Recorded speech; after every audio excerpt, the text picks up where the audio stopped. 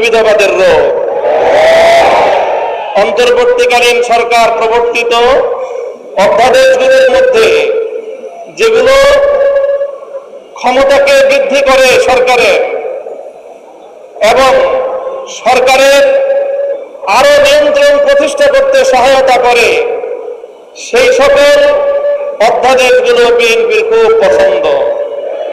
আর যে সকল অধ্যাদেশগুলো, যে সকল প্রস্তাবনাগুলো জাতির কাছে জবাবদিহিতা বাধ্য করে, সেগুলো তাদের কাছে খুব অপছন্দ। তাই আমরা মনে করি বিএনপি আজ যেই রাজনীতি করছে সুবিধাবাদের রাজনীতি।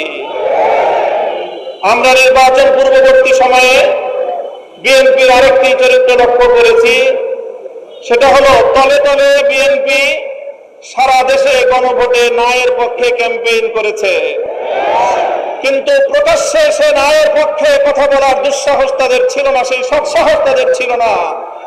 এই জন্য লক্ষ জনতার সামনে বিএনপি প্রধান জনাব তারেক রহমান সাহেব গণভোটে হায়ের পক্ষে তিনি ক্যাম্পেইন করতে বাধ্য হয়েছেন। আমি জিজ্ঞাসা করি, উপরে এক কথা তলে তলে আরেক কথা বলে, এটাকে আমাদের দেশে কি বলে? মুনাফিকি বলা হয়। তাই আজ বিএনপির রাজনীতির দুই বুনিয়াদ, দুটি নীতি জাতির সামনে স্পষ্ট। এক হলো মুনাফিকের রাজনীতি, আর এক হলো সুবিধাবাদের রাজনীতি। মনে রাখবেন, জুলাই বিপ্লবের রক্তের উপর প্রতিষ্ঠিত নতুন বাংলাদেশে সুবিধাবাদের রাজনীতি, মুনাফিকের রাজনীতি বাংলার মানুষ সহ্য করবে না।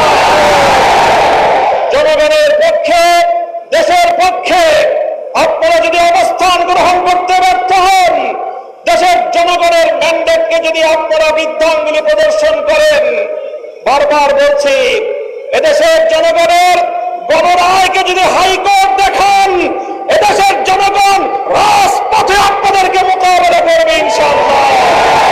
70% জনগণের বিপক্ষে গিয়ে দেশের ক্ষমতার মস্তদে টিকতে পারবেন না।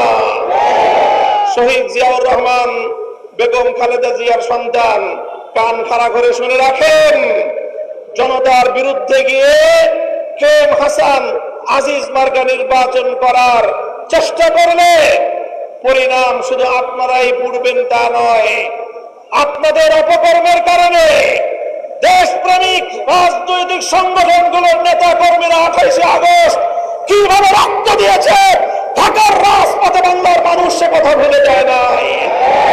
আপনাদের ভুলের খেসারত দিতে হয়েছে আমাদেরকে।